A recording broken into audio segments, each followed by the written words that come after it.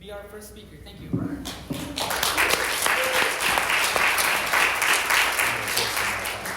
Okay. Good evening, my fellow addicts. I hope everybody's having a good day. You know, I'm always grateful to be able to carry the message of Narcotics Anonymous. You know, when I was asked to come and share my experience, strength, and hope, I was excited because I love carrying the message that I got from Narcotics Anonymous. And the message that I got from Narcotics Anonymous that any addict can stop using drugs, lose the desire to use drugs, and find a new way to live. So when I heard that, I knew I was in the right place. Because I'm an addict. You know, I live to use and use to live. That's what I did. The similarities are we all used or we wouldn't be here, right? It doesn't matter what I use, how much I use, who my connections were. You know, none of that matters. You know, I've learned that over the years of being here that I don't have to tell you how high I got, who I do, what I did, because to be honest with you, a lot of that time I did that was my ego, right? I got higher than you. You didn't get high like I did. You didn't live the dangerous life as I lived, so you don't look at me, I'm an addict, right? So why are we here? Chapter 3 in the basic text. We are addicts seeking recovery. We used drugs to cover our feelings and did whatever was necessary to get drugs. Many of us woke up sick, unable to make it to work, or went to work loaded. Many of us stole to support our habit. We hurt the ones we love. We did all these things and told ourselves, I can handle it. We were looking for a way out. We couldn't face life on life's terms. In the beginning, using was fun. For us, it became a habit and finally was necessary for survival.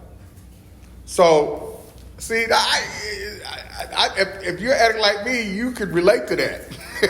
You know, that right there, that little short 2 paragraphs that I read right there explains my experience with my drug use. You know, I don't have to glamorize it. I don't have to say how many times I went to prison. I don't have to say all that stuff. It was all bad. So I needed to find a new way to live. I had to stop using. So that I can lose the desire. And it happened just like that. I stopped using long enough until one day, it was a trip. You know, I stopped using. I started going to meetings regularly. I started doing service work. I started getting busy living. I started looking for work. I got a job. I dealt with my support group. I dealt with my sponsor. I just kept doing that stuff. I was building a foundation of recovery infused with hope, right? And I was doing that. And then one day, I said, oh, damn it, I ain't thought about smoking no crack in quite a while. You know, because it was hard for me to stop using. I would get 2 or 3 days, and then I'd be like, oh, there would be this uncontrollable urge to use, no matter how good I was doing or what was going on. I had to go use, and I went and used, and damn it, I did it again. And it'd be on a slippery slope. You know, our literature says using is how does it go? It goes, using's always downhill.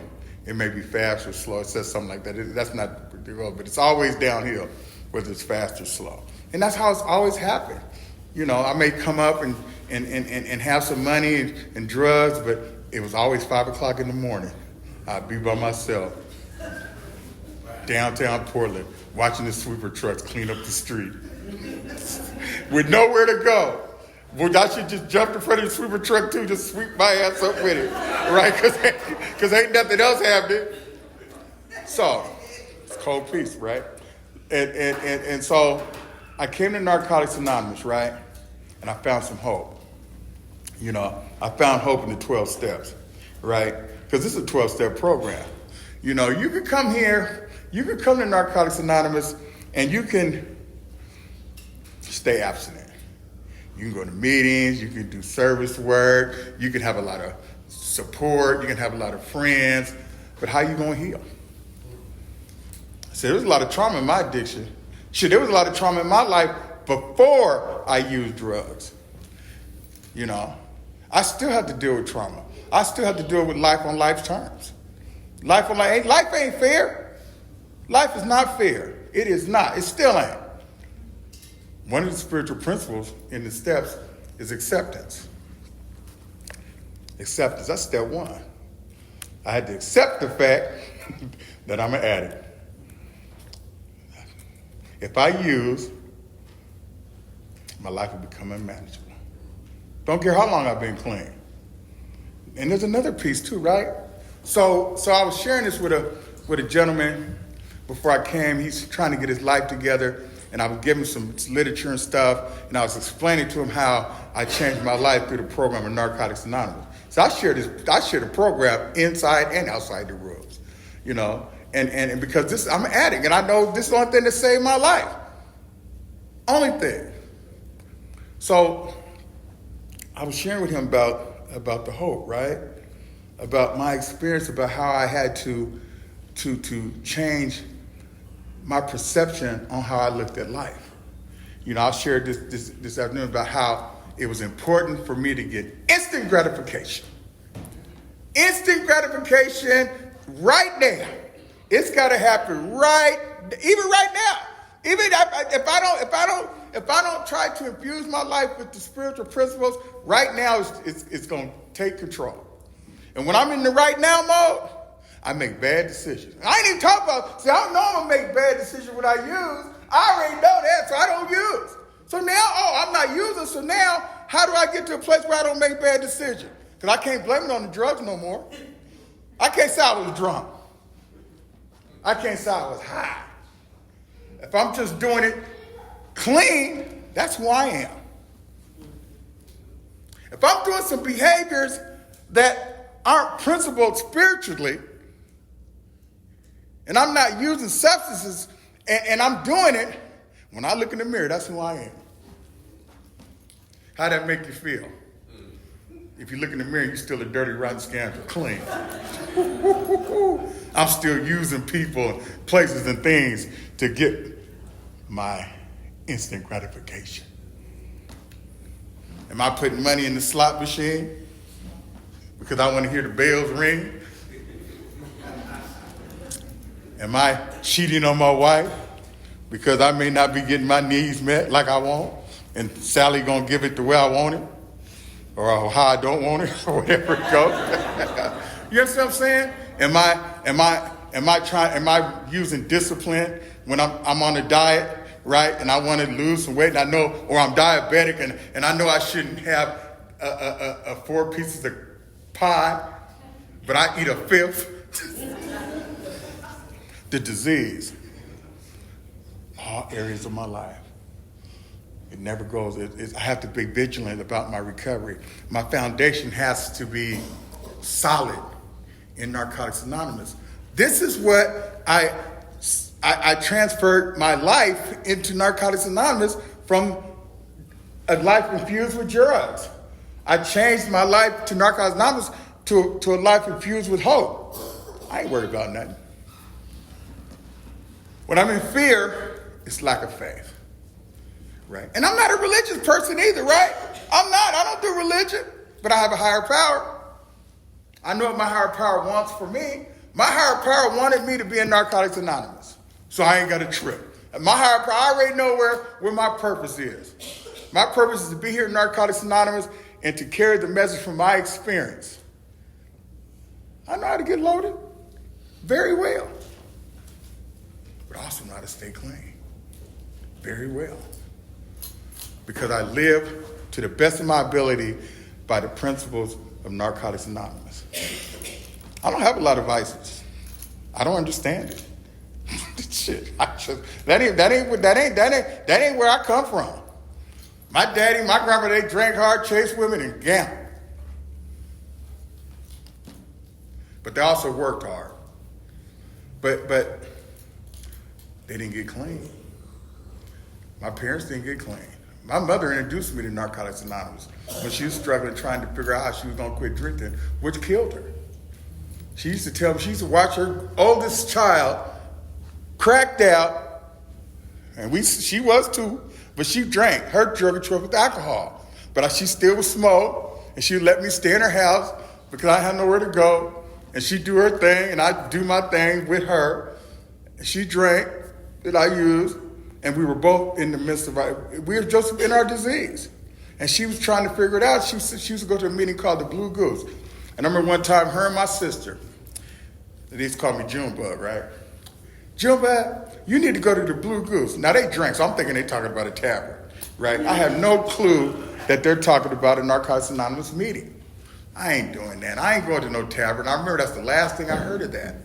So, and it's ironic that with that years later, that I found Narcotics Anonymous. And I surrendered to the program of Narcotics Anonymous. My mom could not. My sister got clean. She's still clean, but she does it through religion. That's cool. She stays clean, right? She tells me not to cuss and stuff, right? She be telling me, I'm like, ooh. I be like, that gets me, I'm not even going to go there. I was going to go there, but I'm not. So it's really interesting how the program works for an addict like me. I'm a productive member of society. That's it. I can pay, and you know what that looks like? See, before I got clean, it was shelters, on the street, using against my will, penitentiaries, county jails, couch surfing, can I get $1? Robbery, just all that stuff that the literature talks about. Now, when I surrendered to the program of Narcotics Anonymous, and I did the basic things that Narcotics Anonymous, attend meetings regularly, get a sponsor, get a support group, be of service, I've been clean. It's not hard. If I do that, I still do that. Now,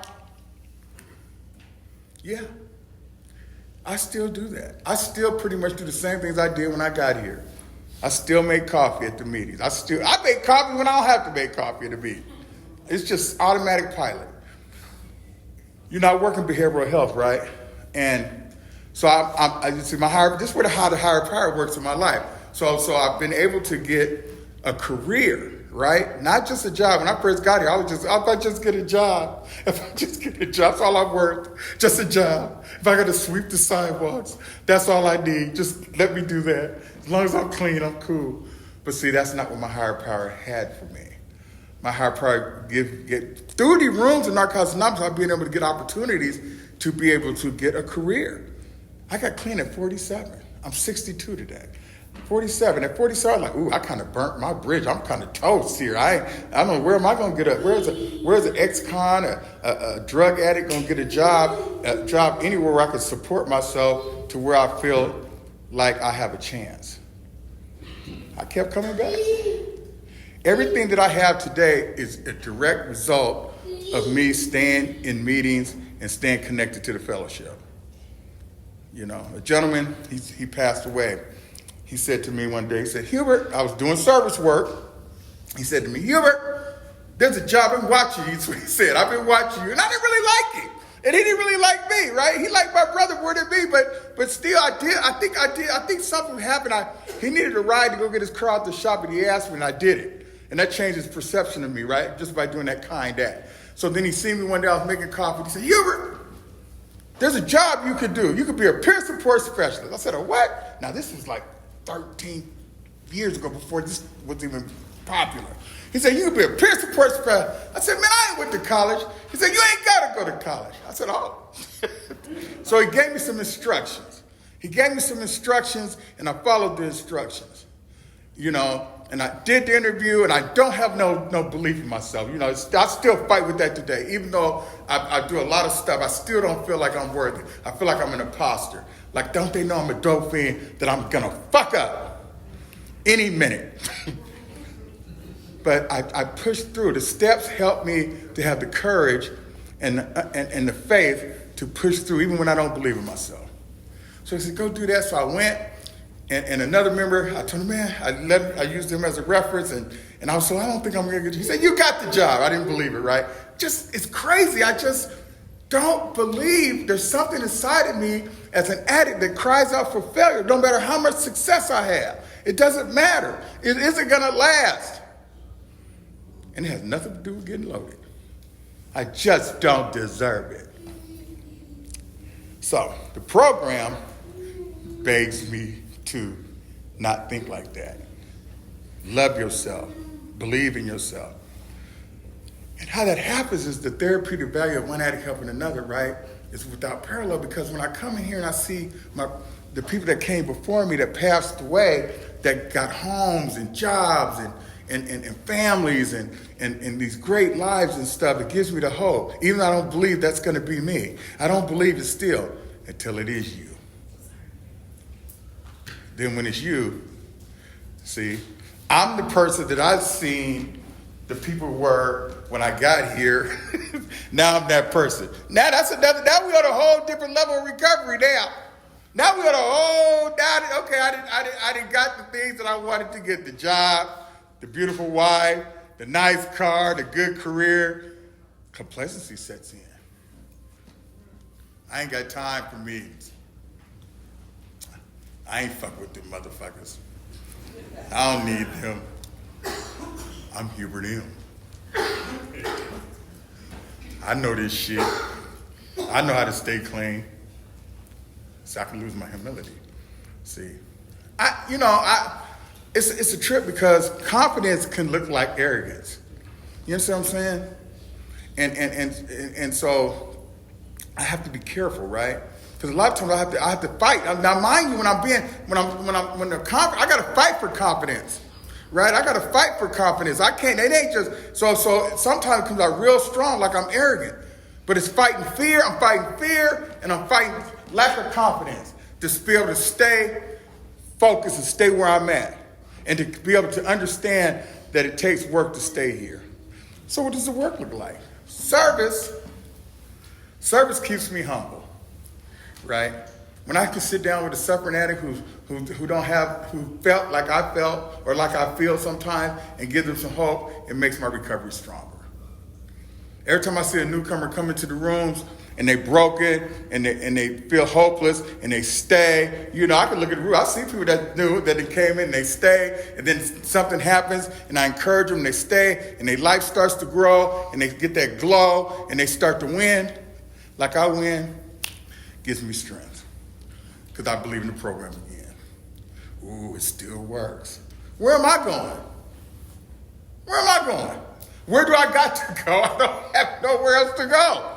This is it. This is the last house on the block. Yeah. This is it for addict. You know how many addicts are that just ain't never even heard of Narcotics Anonymous? Who are dying? We don't put commercials on TV. We don't do that. We just at a program of attraction. So how am I living? Right? How am I living? Am I in the strip club on Saturday night? I'm at the bar turned up? Mm-mm. Even and early in my recovery, I would try to kind of like tap into them type of places.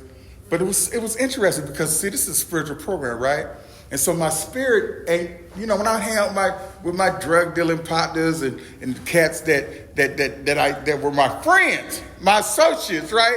My friends of self-destruction. That's what I call it. My friends of self-destruction that I needed to hang out with because I knew them and I was comfortable. And I remember I'd go around them and I'd be like, I'm clean and I'm popping the thing and I'm sitting around. And I remember a gentleman told me one time, God rest his soul, he said, Hubert, go to the liquor store and get me a fifth. I said, I don't drink. Just like that. I don't drink. And he looked at me and said, well, what are you hanging around here for?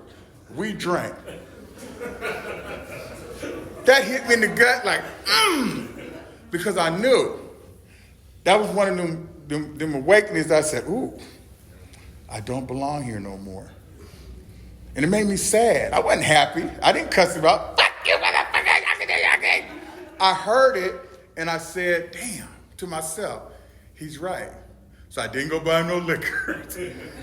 So I got my car and I went to a meeting or went around to people that I do association. See, this is where I'm comfortable. I'm not comfortable in them other places, right? They get on, when I get around people that's high and drunk, get on my nerves, right? Because they go act up. up, right? And a lot of some of us that I can't act up with them, and a lot of them I'm just irritated because this is how I used to be. You know, it's a trip. You know, there's three things here. It says here on page 15. It says three questions or three statements. It says, we are powerless over our addiction and our lives are unmanageable. 2, although we are not responsible for our disease, we're responsible for our recovery. 3, we can no longer blame people, places, and things for our addiction. We must face our problems and our feelings. Everybody got feelings. Everybody got problems. You know when people I heard that we got loaded because such and such did this or such and such said that or they didn't let me do this or this happened or oh my God. You're human. You're gonna feel. And I think sometimes you ain't gonna be happy every day. I don't give a damn what you do. I don't give a damn what you do, how good you move, how you look, you put on all the nice clothes. Your ass ain't gonna be happy every day. Ain't gonna happen. It's unrealistic expectations, right? You know, if that's what you're looking for, you're gonna be a miserable motherfucker, right? That's just what it is. But here's the other thing too. You're not gonna be sad every day. You know, now if you're depressed and sad and happy every day, you need some medication. Go see some outside help. Because that's what that means, right? So the literature clear says if you can't handle problems, you're going to have a hard time staying clean. This is why we have support groups and sponsors and we have a fellowship, right? And everybody, you ain't going to vibe with everybody in the fellowship either. Everybody ain't here for the same thing. Sure, we addicts, we look for victims all day, every day. See? Until you learn how not to harm yourself, how you not going to harm others? How? I was harming people every day. It was like a job. Really, it was a job. I couldn't get high if I didn't harm people. It wasn't going to happen. Just think about that vicious cycle. Oh my God. The vicious cycle. I don't want that. The program helps me to be able to handle life on life terms. Shit don't go my way most of the time. It does not most of the time. A lot of the times I can work through it. There's always some solutions I got to get to. See, that's what the program, if there's a problem, I'm getting to a solution. I have to. And if I can't get to a solution, what do I do with it? I turn it over to my higher power. What if I don't have a higher power? Then you better find something that's higher than yourself if you want to survive it. See, I was told that if you keep coming back, if you keep doing this program, it will become crystal clear. The program's crystal clear to me. It is. My job is to stay clean. First. Because if I don't stay clean, I don't care about nothing else but myself. I'm self-centered, self-seeking, and everybody gonna get rolled over. Everybody. I ain't caring about me first. If I don't care about me, I can't care about nobody else. I can't. I love myself today. But I gotta work at that. Today, right? Every day, I have to work to love myself so I'll stay clean. And so I'll do the next right thing. You know, this is a sad day because a member had a tragedy happen to him in his home. You know, I think about that. He had a home invasion. He was murdered in his home, in his own home, right? And I thought about that. I was like, fuck. I'm like, God damn it, all the danger and all the shit that you go through to get to a place where you got a safe place to be, a safe home, you ain't harming nobody, you go to work every day, you're taking care of what you need to take care of, you go into meetings, and then you get murdered in your own home.